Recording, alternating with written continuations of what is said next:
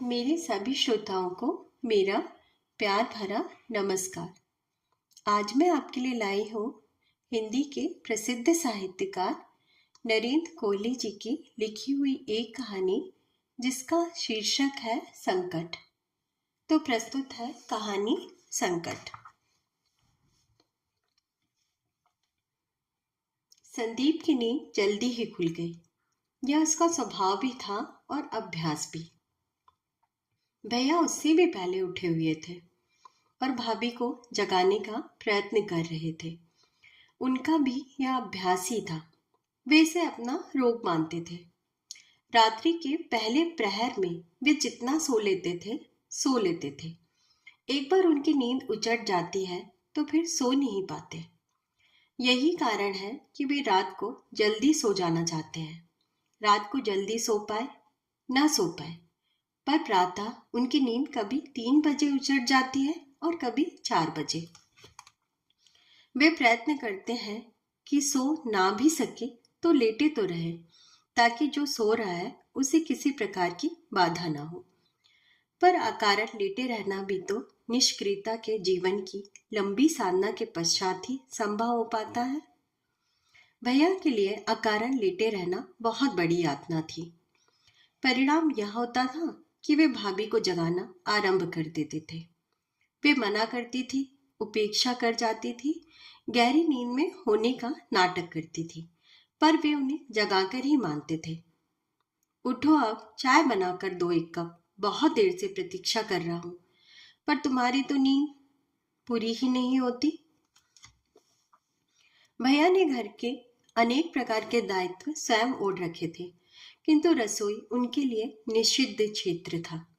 इसलिए प्रातः उठकर चाय बनाने और अपने साथ साथ अपनी पत्नी को भी प्रातः की चाय पिलाने का गौरव वे कभी प्राप्त नहीं कर पाए। इन बातों के लिए वे भाभी पर ही निर्भर रहते थे।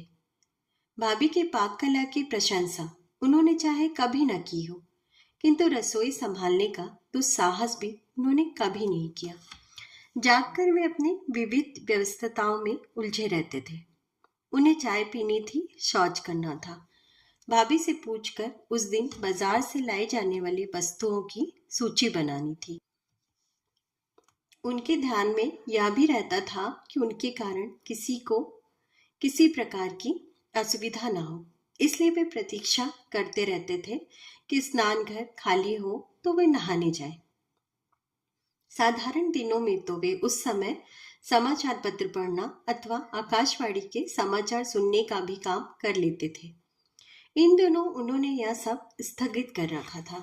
घर में इतने अतिथि आए थे, चाहे अवसर शोक का था, किंतु घर तो उनका था और जो आए थे वे उनके अतिथि थे। उनकी देखभाल करना उनका काम था। वे आतिथ्य का स्तर भी नहीं गिराना चाहते थे। चाहे आंखों में आरंभिक मोतिये के कारण उन्हें दूर तक और स्पष्ट देखने में कठिनाई होती थी, चाहे सूजे हुए घुटनों के कारण सीढ़ियां चढ़ने उतरने और चलने फिरने में उन्हें कष्ट होता था, चाहे 67 वर्ष की आयु में उन्हें थकान होने लगी थी और मन विश्राम के लिए अकुलाने लगा था, पर अपने अतिथियों की देखभाल तो वे करेंगे ही। वे स्वयं को असमर्थ मानकर शांति से एक ओर बैठ जाए और अपने अतिथियों को किसी और की कृपा पर छोड़ दें, यह अभी तो उनके लिए संभव नहीं था। संदीप को इस प्रकार का कोई काम नहीं था जो उसे रोके रखता। न उसे चाय पीनी थी, न शौच करना था। चाय छोड़ देने और दाढ़ी बढ़ा लेने के कारण वह भव बंधन से मुक्त हुआ हो या ना हुआ हो, कुछ कर्म बंधनों से तो मुक्त हो ही गया था। प्रातः उठकर वह सबसे पहले नहा धोकर तैयार हो जाता था। अपने घर में तो उसको पूजा पाठ के लिए भी 1 घंटे की आवश्यकता होती थी। यहाँ उतना न सही, पर प्रदीप की शब्दावली में थोड़ा बहुत पाखंड तो उसको यहाँ भी करना ही होता था। उसके बिना उसका दिन आरंभ ही नहीं होता था। नहा धोकर संदीप पलंग पर बैठ गया। जो मानसिक पूजा और पाठ कर सकता है यहीं से कर लेगा। भैया के घर में मंदिर तो था, पर वही अलमारी संस्कृति वाला। एक अलमारी में फर्श से 4 फुट ऊपर के खाने में कुछ चित्र और छोटी मूर्तियां रखी हुई थी। जहां भाभी दिन में धूप दीप जलाती थी और भैया भी खड़े खड़े कुछ प्रार्थना कर भगवान को हाथ जोड़ लेते थे। संदीप को वह पर्याप्त नहीं लगता था। उसे बैठने का स्थान भी चाहिए था। बिना बैठे ना तो मन कुछ स्थिर होता था, ना ध्यान ही लगता था। बैठकर वह सब हो ही जाएगा, इसकी कोई आश्वस्ति नहीं थी। किंतु खड़े होकर तो हाथ जोड़कर मस्तक ही झुकाया जा सकता था। माथा टेकना तक संभव नहीं था। उसे पूजा और पाठ मानना संदीप के लिए संभव नहीं था।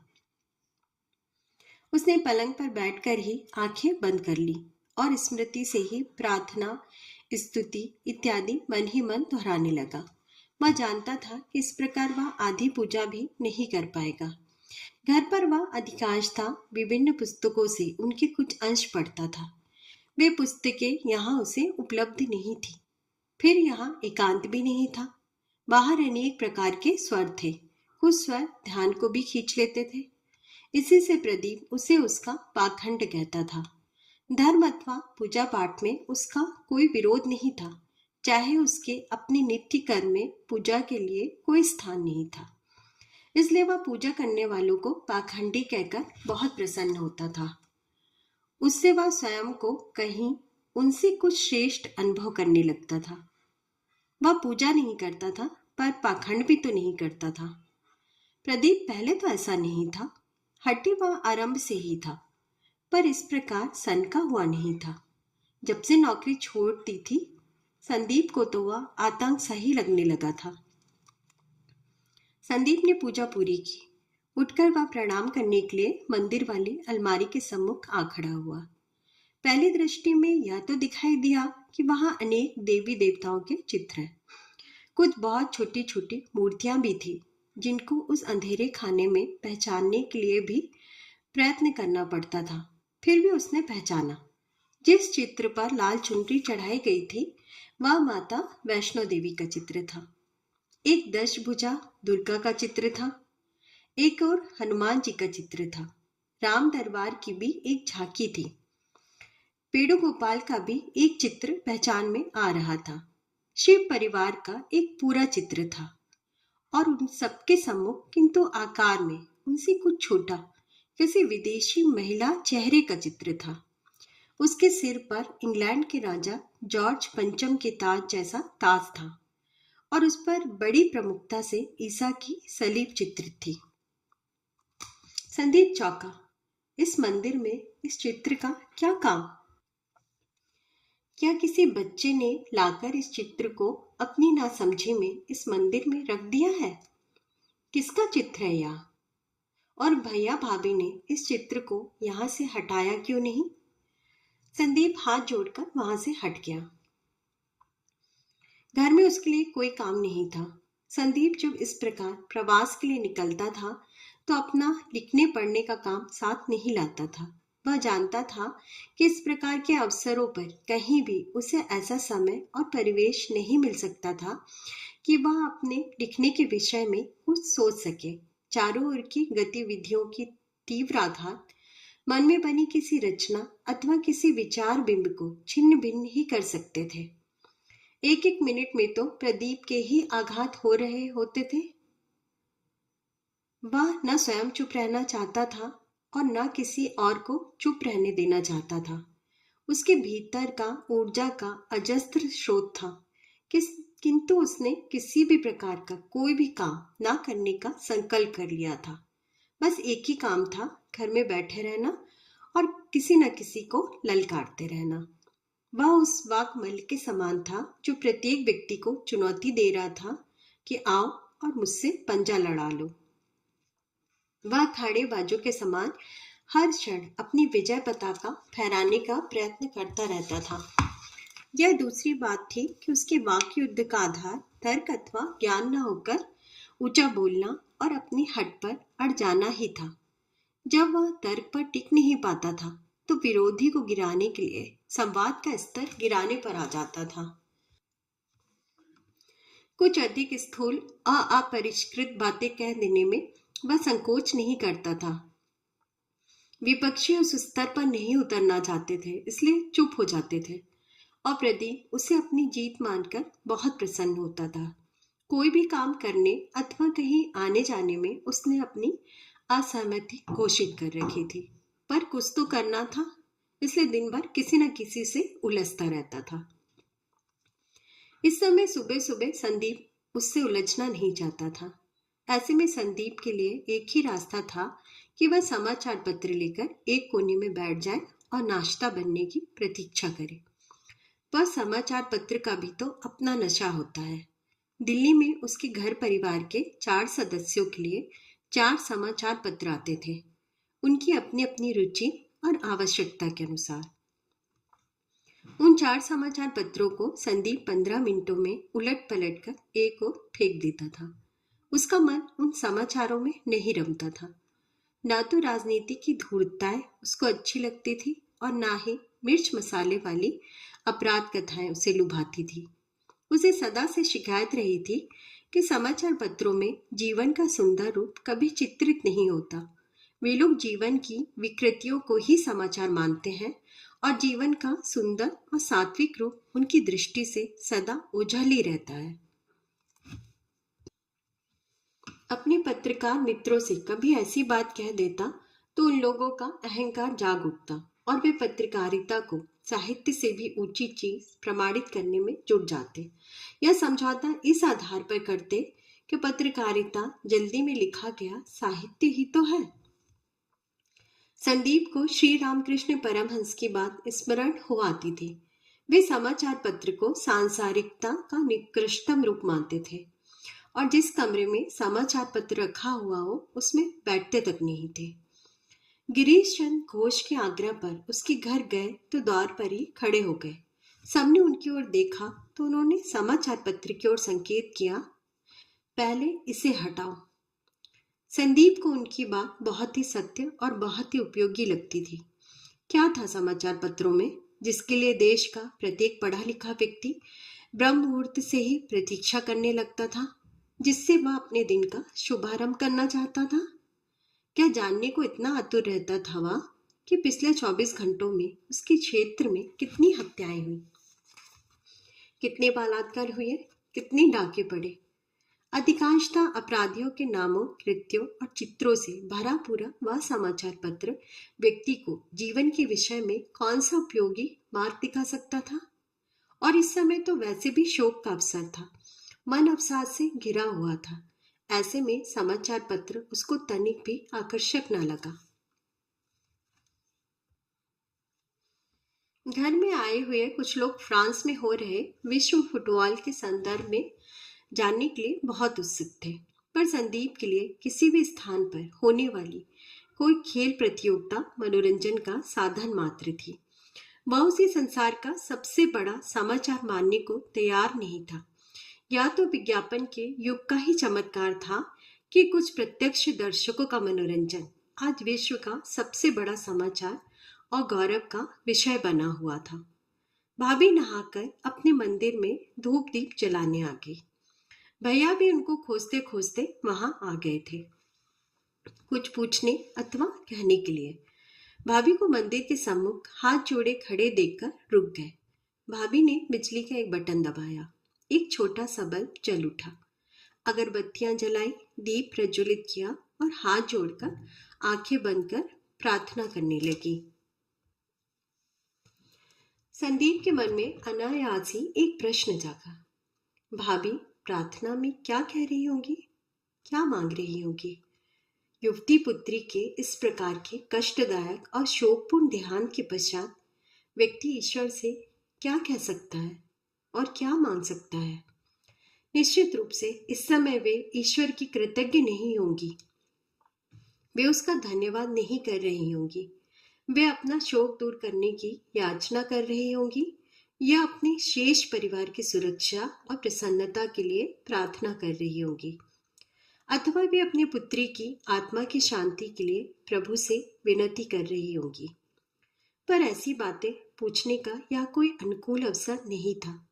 वे पहले ही इतनी दुखी थी, उनसे यह सब पूछकर उनको और दुखी करने का कोई अर्थ नहीं था।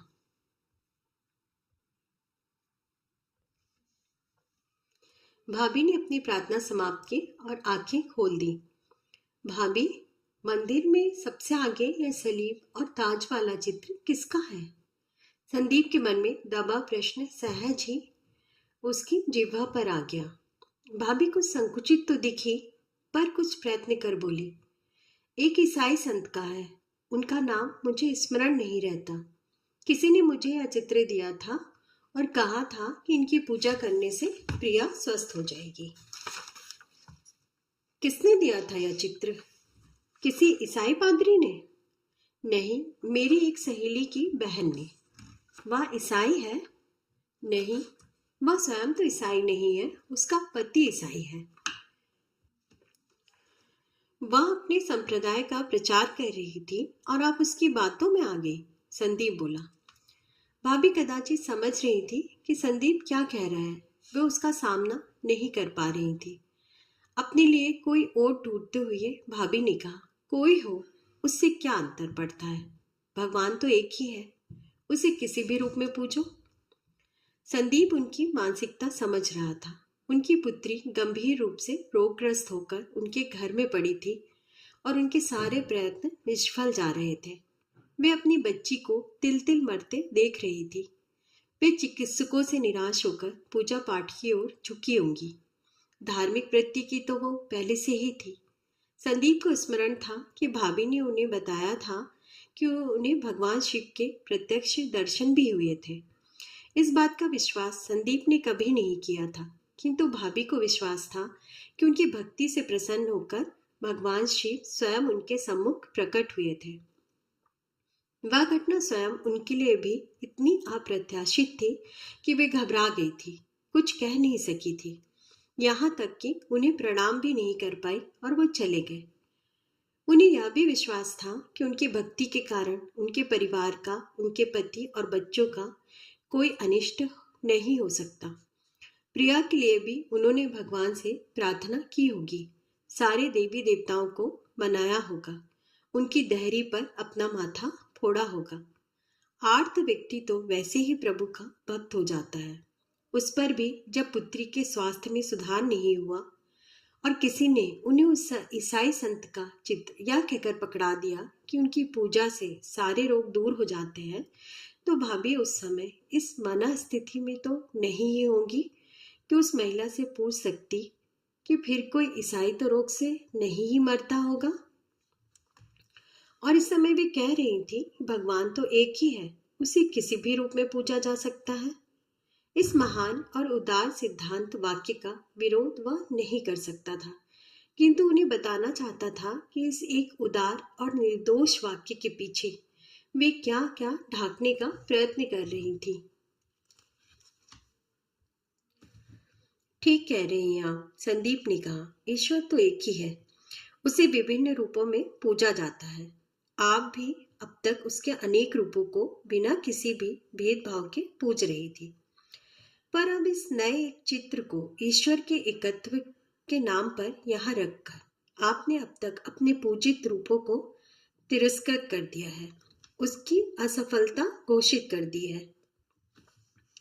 यदि आप अपने पहले उपास्य देवों से असंतुष्ट ना होती तो आपको एक नए रूप को उपास्य के रूप में यहाँ प्रतिष्ठित करने की आवश्यकता ही ना होती।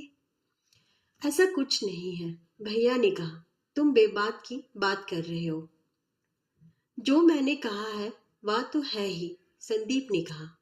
उससे भी बड़ी बात यह है कि जिन लोगों ने यह चित्र आपको दिया है वे एक ईश्वर में विश्वास करते तो हमारे उपास्य देवों को भी अपने चर्च में रखते।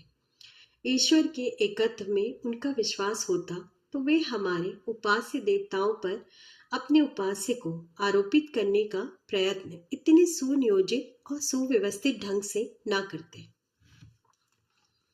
बात तो प्रिया के उपचार की थी, भाभी ने कुछ आहत होते हुए कहा। तुम जाने उसे कहाँ ले जा रहे हो? वे लोग ना तो प्रिया के रोग का उपचार कर रहे थे और ना ही करुणा से द्रवित होकर किसी रोगी के कष्ट को दूर करने का कोई ईमानदार प्रयत्न। वे ना तो ईश्वर के एकत्व की धारणा की प्रतिष्ठा कर रहे थे और ना मानव समाज में विश्व बंधुत्व की स्थापना।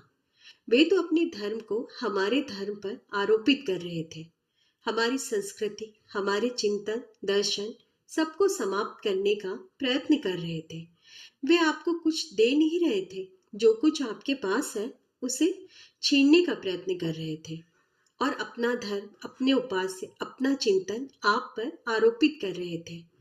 हमारे लिए मानसिक दासता की भूमिका तैयार कर रहे थे। उन्हें ना ईश्वर से कुछ लेना देना था, न धर्म से और न मानवता के उत्थान से।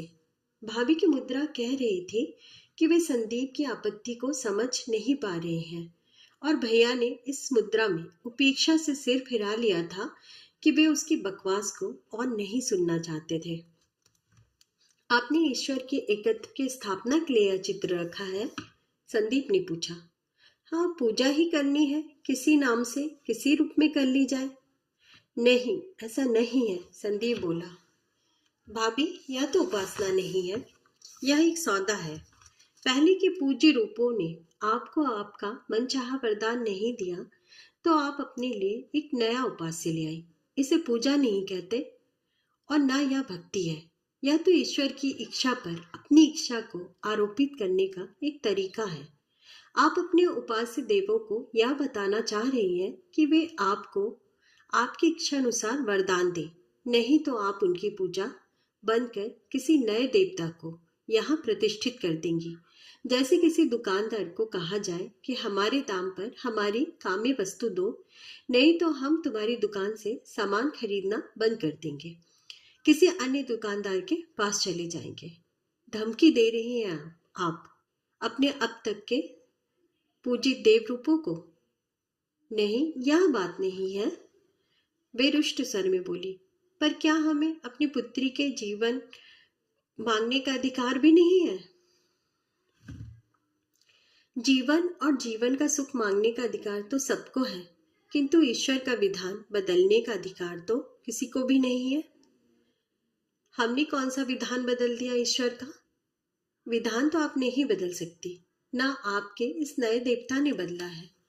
इस नए अपरिचित उपास्य की पूजा आरंभ करने के बाद यदि किसी नियतिवश आपकी पुत्री कुछ ठीक हो जाती, उसके जीवन का सूत्र कुछ लंबा हो जाता, तो आप इस देवता की प्रतिष्ठा में मंदिर बनवाती, इसका गुण गाती और अपने समाज में इस नए उपास्य का प्रचार करती।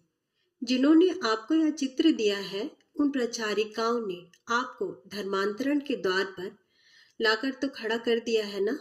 या तो कहिए कि भाभी ही प्रबल थी कि आपकी पुत्री का जीवन पूर्ण हो गया और इस नए देवता के प्रति आपकी भक्ति अधिक दृढ़ नहीं हो पाई।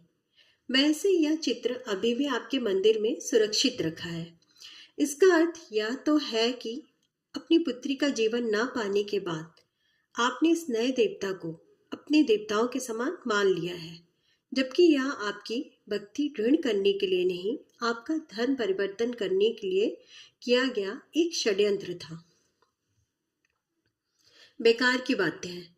पत्नी को असहाय पाकर भैया उनकी सहायता को आए। वे मदर्स जिस प्रकार हमारे पास आती रही, हमें और हमारी पुत्री को सांत्वना देती रही, अपना समय और अपना प्यार हम पर लुटाती रही, वह सब करने तुम्हारा कोई पंडित तो हमारे घर नहीं आया।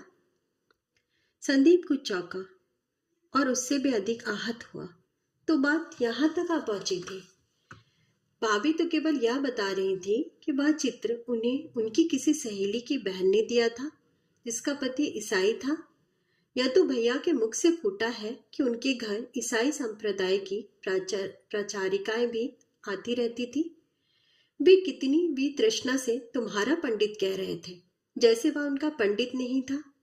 वे सारे पंडितों को पराया मान रहे थे, स्वयं को उनसे पृथक कर चुके थे और उन विधर्मी प्रचारिकाओं को मदर्स कह रहे थे।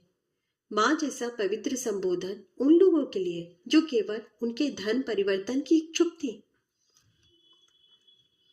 उन पंडितों से आपका कोई संपर्क नहीं था, इसलिए वे नहीं आए। यदि उनका आपसे संपर्क होता तो वे भी आते।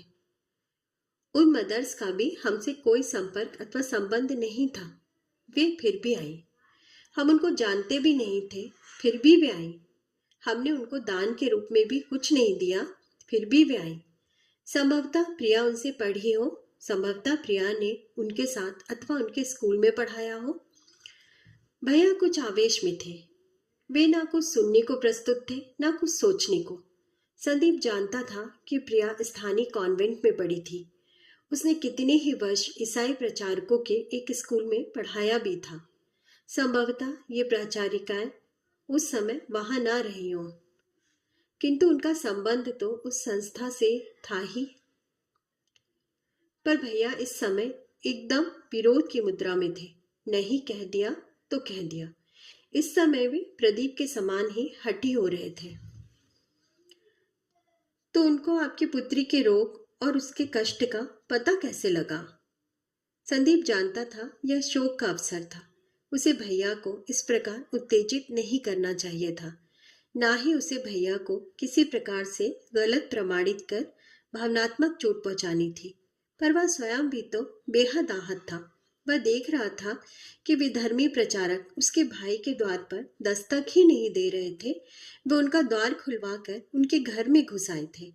उनके मंदिर में अपनी किसी उपास्य का चित्र रख गए थे। उनके हृदय को द्रवित कर चुके थे। अब शेष क्या रह गया था? कोई प्रलोभन, कोई भय, कोई भावुक क्षण।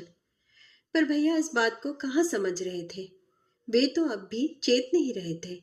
संदीप सोचता है तो उसे लगता है यदि किसी भावुकता अथवा किसी उदारता में उन्होंने वह चित्र अपने मंदिर में रख भी लिया था तो प्रिया के देहांत के तत्काल पश्चात उन्हें उसे वहां से हटा देना चाहिए था। वे इस बात को क्यों नहीं समझ रहे थे कि वे अपने भाइयों को अपने इस हट से आहत कर रहे हैं और अपना भी कोई हित नहीं कर रहे हैं। वे उन लोगों के प्रति सहानुभूति दिखा रहे हैं जो उन्हें भ्रमित कर उनसे लाभ उठाना चाहते हैं और उन्हें दुत्कार रहे हैं जो उनके अपने हैं, जो उन्हें इस तर्क शून्य भावुकता से बचाना चाहते हैं। तो फिर उनको प्रिया के रोग और कष्ट का पता कैसे चला होगा? वे एक अपरिचित द्वार को खटखटाकर भीतर कैसे आ गए? संदीप भी एक प्रकार के आवेश में कह गया। उसे लग रहा था या तो यह विवाद आरंभ ही ना होता या फिर अब उसे उसके तर्क संगत अंत तक पहुंचा ही देना चाहिए, अन्यथा यह विचार के धरातल पर भैया और भाभी के लिए बहुत घातक होगा। उन्हें कहीं से मालूम हो गया होगा। भैया का हट उसे कुछ और उत्तेजित कर गया। बोला, समाचार पत्र में तो छपा नहीं था, ना ही यह समाचार आकाशवाणी अथवा दूरदर्शन से प्रसारित हुआ था कि उन्हें स्वतः ही ज्ञात हो जाता। उन्हें मालूम हुआ तो या तो किसी ने उन्हें बताया या उन्होंने स्वयं प्रयत्न पूर्वक कहीं से पता लगाया। हाँ, किसी ने बता दिया होगा। वे बहुत सहज दिखाई पड़ने का प्रयत्न कर रहे थे, किंतु कोई भी देख सकता था उनके भीतर कैसा लावा उबल रहा था। संदीप के विवेक ने उसे टोका भी। इस समय भैया से इस प्रकार का विवाद न सुखद था न शोभनीय। भैया अपनी जिस अवस्था में थे उसमें कोई भी मनुष्य जीवन से कुछ कुछ थक हार कर विश्राम करना चाहता है। वे 65 वर्ष की अवस्था तक बड़े परिश्रम से नौकरियां करते रहे थे। अब जब वे सोच रहे थे कि अपनी कामना अनुकूल ना सही, फिर भी जैसे तैसे उनके बच्चे अपने जीवन में कहीं व्यवस्थित हो गए हैं, अब वे थोड़ा विश्राम कर सकते हैं, तब प्रिया का देहांत हो गया। देहांत भी कैसा, एक लंबे कष्टदायक रोग के पश्चात। पर संदीप के भीतर भी तो एक प्रचारक था। अपने सिद्धांतों को इस प्रकार पराजित और अपमानित देखना उसके वश में नहीं था। किसने बताया होगा? वह बोला, आपके किसी संबंधी ने तो जाकर उन अपरिचित प्रचारिकाओं को नहीं बताया होगा, तो किसी पड़ोसी ने चर्चा कर दी होगी। आपके किसी हिंदू पड़ोसी ने तो उन अपरिचित ईसाई प्रचारिकाओं को बताया नहीं होगा। और यदि आपके किसी ईसाई पड़ोसी अथवा परिचित ने बताया है तो उसका उद्देश्य क्या होगा? पड़ोसी ने नहीं बताया होगा। हमारा कोई पड़ोसी ईसाई है ही नहीं। भैया अभी तक काफी झल्ला गए थे। उन्हें स्वतः ज्ञात हो गया होगा। कैसे? अस्पताल से पता लग गया होगा। कैसे? क्या अस्पताल वाले उन्हें बताने गए थे? अब तुमको इससे क्या लेना देना कि अस्पताल वाले उन्हें बताने गए थे कि वे अस्पताल वालों से पूछने गए थे? भाभी बोली, भैया के पीछे क्यों पड़ गया है? घर में इतना बड़ा दुख आ पड़ा है तो उसको भुलाकर अब बहसबाजी आरंभ कर दी। करने दो इसको बहसबाजी, यही एक काम तो करना आता है इसको। भैया शुद्ध स्वर में बोले, मैं इसके प्रश्नों से डरता नहीं हूँ। हमने कुछ गलत नहीं किया है, हम कुछ छिपा नहीं रहे हैं। तो बताइए, कैसे पता लगा उनको? क्या अस्पताल वाले उनको बताने गए थे? नहीं, भैया कुछ अतिरिक्त बल लगाकर बोले, उन्होंने अस्पताल के रजिस्टर से देखा होगा। क्यों देखा होगा? किस उद्देश्य से देखते हैं वह अस्पताल का रजिस्टर? होगा कोई कारण। उसे लगा अब भैया उससे विवाद करना नहीं चाहते, पर वह इस चर्चा को इस स्थिति में नहीं छोड़ सकता था। अकारण तो नहीं ही होगा, कारण है, और केवल एक ही कारण है, अपने संप्रदाय का प्रचार। वे अस्पताल के रजिस्टर से देखते हैं कि कौन कष्ट में है। तो क्या बुराई है यह ध्यान रखने में कि कौन कहाँ कष्ट में है? भैया तड़प कर बोले, तुम्हारे तो पंडित यह भी ध्यान नहीं रखते।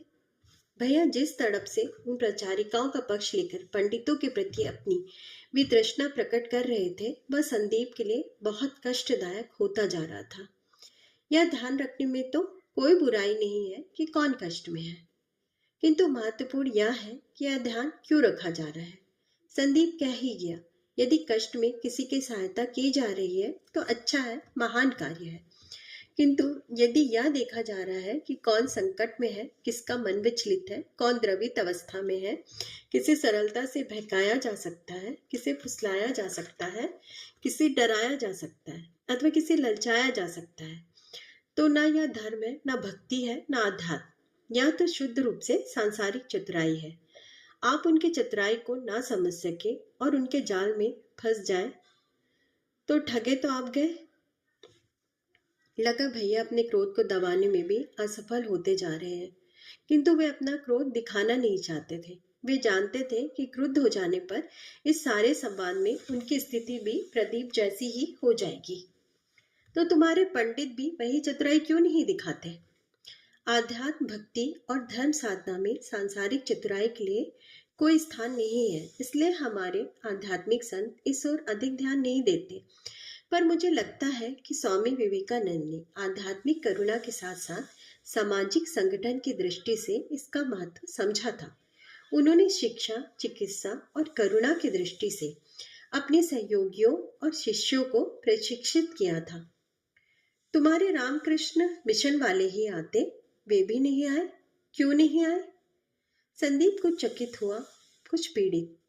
एक ऐसा व्यक्ति उसके सामने खड़ा था जिसने अपनी स्वार्थजनित संकीर्णता अथवा अपनी अहंकार के कारण कभी किसी से कोई संबंध नहीं रखा, कभी किसी को अपने सामान और अपने समकक्ष नहीं समझा, कभी किसी के सुख दुख में उसके साथ जाकर खड़ा नहीं हुआ। आज उसकी शिकायत है कि कोई उसके दुख के समय उसका दुख बांटने क्यों नहीं आया। आप कभी रामकृष्ण मिशन में गए हैं? नहीं। आर्य समाज? नहीं। कहीं और? नहीं, मैं केवल यूनाइटेड क्लब ही गया हूँ। यूनाइटेड क्लब की गतिविधियां में भी कभी कोई दायित्व निभाया है? कभी उसमें से ही किसी परिवार के किसी रोगी के पास आधा घंटे भी बैठे हैं जाकर? नहीं, मुझे कभी अवकाश ही नहीं मिला। मैं इतना व्यस्त था कि अपनी नौकरी में, अपने परिवार में कितना काम किया है मैंने। इससे संदीप भी इनकार नहीं कर सकता था कि भैया ने बहुत काम किया था। साधारण सी नौकरी से आरंभ कर उन्होंने काम तथा आगे की पढ़ाई को साथ साथ करते हुए बहुत प्रगति की थी, बहुत तपस्या की थी उन्होंने। उस तपस्या का फल भी मिला था उनको, शक्ति भी मिली थी, पर उस शक्ति ने उनको अहंकारी ही बनाया था। नहीं, वे उद्दंड तो नहीं कहे जा सकते, किंतु उन्होंने अपने समान किसी को नहीं समझा। वे उसे अपना अहंकार नहीं मानेंगे, वे उसे रुचि भेद कहेंगे, वे उसे जीवन स्तर कहेंगे। वे नहीं जानते कि स्वयं को दूसरों से भिन्न मान लेना ही तो अहंकार का आधार होता है। नौकरियां सबकी हैं, परिवार सबके हैं। फिर भी वे मदर्स आई। उनके पास संदीप को चुप कराने का एक ही मंत्र था, और संदीप था कि उस मंत्र से सहमत होने के स्थान पर आहत होता जा रहा था। वे आई तो आप पर या मुझ पर कोई कृपा नहीं की उन्होंने। उनके सांप्रदायिक संगठनों ने उन्हें इसी काम के लिए नौकरी पर रखा हुआ है। उनका पालन पोषण और देखभाल इसी काम के लिए की जाती है। उन्हें इस काम के लिए प्रशिक्षित किया जाता है। उन्हें भेजा जाता है कि वे अपने सांप्रदायिक प्रचार के लिए लोगों को संकट के समय उन्हें घेरने का षड्यंत्र रचे, सहायता न करे, जाल बुने, दुखी लोगों को फंसाने का। तो तुम्हारा धर्म क्यों इस प्रकार के प्रचारक नहीं रखता? क्यों नहीं वह लोगों को इस काम के लिए नौकर रखता? भैया ने फिर तुम्हारा धर्म कहा था, जैसे वह उनका धर्म नहीं था। वे उससे तादाद में नहीं कर रहे थे, सदा ही स्वयं को उससे पृथक रखते थे। वह समझ नहीं पा रहा था कि वे ऊपर से ही स्वयं को उससे पृथक दिखा रहे थे अथवा मन से भी वे उससे पृथक हो चुके थे। वह जानता था कि भैया ने अपने आरंभिक जीवन में जितनी भी कठिनाइयां सही हो, किंतु समर्थ होते ही अपने सामर्थ्य भर वे स्वयं को उन लोगों और कामों से दूरी रखते रहे जिन्हें वे हीन समझते थे। वे पिताजी की दुकान पर कभी नहीं गए। उन्होंने कभी किसी को नहीं बताया कि उस दुकान पर बैठने वाला गरीब सा व्यक्ति उनका पिता है और उसके साथ दुकान का सामान ढोने वाले लड़के उनके भाई हैं। वे सार्वजनिक जीवन में ऐसे तथ्यों को स्वीकार नहीं कर सकते थे। उनका तादाद में उच्च वर्ग से सुविधापूर्वक होता था, तो निर्धन हिंदू पंडित को वे अपनी श्रद्धा कैसे दे सकते थे? क्योंकि हम धनाढ्य लोग नहीं हैं। हमारे देश ने कभी साम्राज्य नहीं बनाए, कभी दूसरों का धन हरण कर अपने यहाँ संचित नहीं किया। संदीप बोला, अब भी हमारा देश, समाज अथवा धर्म भविष्य में अपना साम्राज्य बनाने के स्वप्न नहीं देख रहा। इसलिए सारे संसार को हिंदू बनाने की कोई योजना नहीं है हमारी। हम चाहते हैं कि सब लोग स्वधर्म और अपनी राष्ट्रीयता के अनुसार अपनी उपासना पद्धतियों के माध्यम से अपना आध्यात्मिक विकास करें। वह सारी बकवास मैं नहीं जानता। अंततः भैया ने अपनी खींच प्रकट कर ही दी। मैं तो केवल इतना ही जानता हूँ कि तुम्हारे पंडितों ने मेरे लिए कुछ नहीं किया, मदर्स ने हमारी चिंता की। और बता दो तुम्हें, तुम्हारे आर्य समाज में केवल झगड़ा हो रहा है। पंजाबियों को मराठों ने निकाल दिया है और तमिलों ने मराठों के विरुद्ध युद्ध छेड़ रखा है। आर्य समाज क्या पंजाबियों, मराठों और तमिलों का अलग अलग है? वह तो सबका है। धर्म में तो क्षेत्रीयता नहीं होनी चाहिए।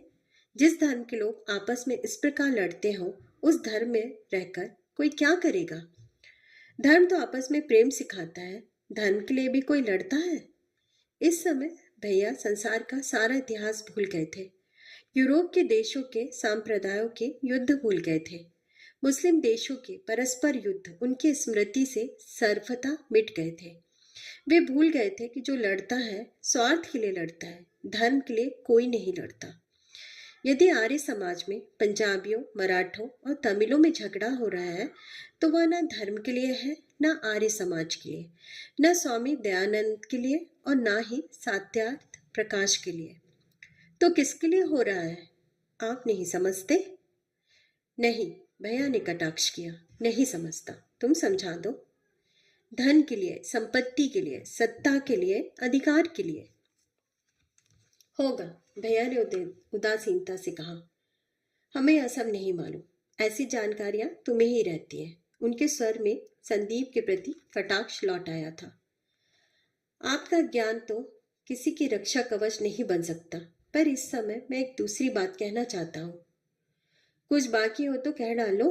निश्चित रूप से भैया का मन अब भी बकरी चल रहा था और वे संदीप की किसी भी बात को गंभीरता से ग्रहण नहीं कर रहे थे। मैं जगन्नाथपुरी गया था। वहां बाहरी पंडों ने मुझे घेर लिया। उनसे मेरी कहा सुनी हुई झगड़ा हुआ। तुम्हारे साथ सब जगह यही होता है, भाभी बहुत देर के पश्चात बोली थी। कहीं शांति से भी कोई काम करते हो? संदीप ने भाभी की बात का कोई उत्तर नहीं दिया।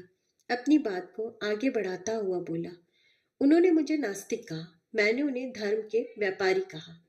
मन इतना दुखी हुआ कि मैं भगवान के दर्शन करने मंदिर के भीतर भी नहीं गया। जिस धर्म और जिस भगवान के ऐसे पंडे हो, उस धर्म का क्या करना और उस भगवान के दर्शनों का भी क्या लाभ? दैट्स व्हाट आई से। भैया ने पहली बार उसका समर्थन किया। यही तो मैं कहता हूँ, धर्म को व्यापार बना लिया है इन लोगों ने। उसमें सात्विकता तो रही ही नहीं। हाँ, पर पूरी बात सुनिए। अब सुनने को क्या है? भाभी ने कहा। दोनों भाई एक ही बात तो कह रहे हो। चलो अब नाश्ते का भी काम करना है। नहीं, पर मेरी बात पूरी नहीं हुई, संदीप बोला। मैं चला तो आया, पर बाद में मेरी समझ में आया कि मेरी लड़ाई पंडे से हुई और रुष्ट में भगवान से हो गया। जैसे भगवान पंडे के हो, मेरे ना हो। रबिश। भैया के स्वर में फिर से उपहास उपहास और विरोध आ गया था। उस धर्म और भगवान के प्रतिनिधि तो वह वे ही है ना। वे उसके प्रतिनिधि कैसे हो सकते हैं? हमने उन्हें प्रतिनिधि मान लिया है। भगवान ने तो उन्हें अपना प्रतिनिधि होने का कोई प्रमाण पत्र नहीं दिया। वे हमें अपना झूठा परिचय पत्र दिखा रहे हैं और हमने सत्य मान लिया है। संदीप बोला। भगवान ने स्वयं को उन्हें नहीं सौंपा, हमने ही भगवान उन्हें सौंप दिए हैं। मैं भगवान का प्रतिनिधि क्यों नहीं हूँ? आप उसके प्रतिनिधि क्यों नहीं है? श्वेताक्षर उपनिषद में लिखा है। अब बस कर, भाभी ने उसे टोक दिया। सारे वेद पुराण इस समय बघाड़ने आवश्यक नहीं है। अपनी पंडिताई को संभाल कर रख। इस समय तो बस नाश्ता करने में मेरी सहायता कर। क्या लिखा है तुम्हारे उस उपनिषद में? भैया ने अपनी रुचि दिखाई। बस भाभी, यह बात समाप्त कर लो, फिर चलते हैं नाश्ते के लिए। बोल। उपनिषद में लिखा है कि एक वृक्ष का आश्रय लेकर दो समान पक्षी मित्र भाव से रहते हैं। वे सुपर्ण है, सुंदर पंख है उनके, वे उड़ सकते हैं, दोनों समान है और दोनों में कोई विरोध भी नहीं है। अंतर एक ही है, उनमें से एक उस वृक्ष के फल को बहुत रुचि से ही नहीं, आसक्ति से खाता है। उसके स्वाद में रमता है, उसके प्रति मोह विकसित करता है, उस फल का मीठापन पाकर प्रसन्न और सुखी होता है, इसलिए उसका खट्टापन और कसैलापन चखकर दुखी भी होता है। दूसरा पक्षी अत्यंत तटस्थ भाव से उसे देखता भर रहता है। दृष्टा है वह केवल, ना उस फल को खाता है, ना उसके मोह में फंसता है, ना उसके मीठेपन से सुखी होता है, ना उसकी कड़वाहट से दुखी। क्या करे उस पेड़ का? भैया की विरक्ति फिर लौट आई थी। वह वृक्ष यह शरीर है भैया, इसका फल शरीर के सुख दुख है। संदीप बोला। वह भोगता है जीव और वह दृष्टा है ब्रह्मा। तो ऋषियों ने बहुत स्पष्ट रूप से कहा है कि वह ब्रह्मा हम सबके भीतर है। संदीप बोला। उसका आकार अंगुष्ठ भर के बराबर कहा गया है और वह हमारे हृदय में रहता है। इसलिए भगवान के प्रतिनिधि केवल पंडे नहीं है, हम सब उस भगवान के प्रतिनिधि हैं। बस हम स्वयं को उसके प्रतिनिधि मानते नहीं हैं। अच्छा चल भगवान के प्रतिनिधि, अब चल। भाभी ने उसकी बाह पकड़कर उसे घसीटा। संदीप और हट नहीं कर सकता था। भाभी उसे और तर्क नहीं करने देगी और भैया उसकी बात सुनेंगे नहीं। अपने मोह के कारण ना वे सत्य को देख पा रहे थे, न धर्म के स्वरूप को समझना चाहते थे। मोहान व्यक्ति कहाँ देख पाता है कि कब उसने धर्म के आवरण में पाखंड को अपने मंदिर में स्थापित कर दिया है। संदीप जानता था कि प्रिया का देहांत हो चुका है। अब भैया और भाभी के चर्च तक जाने का कोई कारण नहीं है।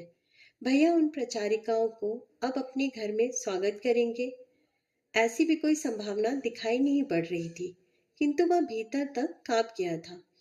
उनका परिवार न अनपढ़ था, न ज्ञानी, ना ही वे अपने धर्म से बहुत अनभिज्ञ थे। न वे निर्धन थे और न ही उन्हें किसी प्रकार का कोई अभाव था।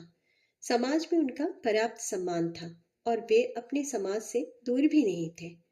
फिर भी वे ईसाई प्रचारिकाओं भैया के घर में नहीं, उनके मंदिर तक में प्रवेश कर गई थी। भैया कुछ देख रहे हो ना देख रहे हो, किंतु संदीप अपने देश के भोले मन के द्वार पर खड़े उस भयंकर संकट को स्पष्ट देख रहा था। आप सबका कहानी सुनने के लिए बहुत बहुत धन्यवाद।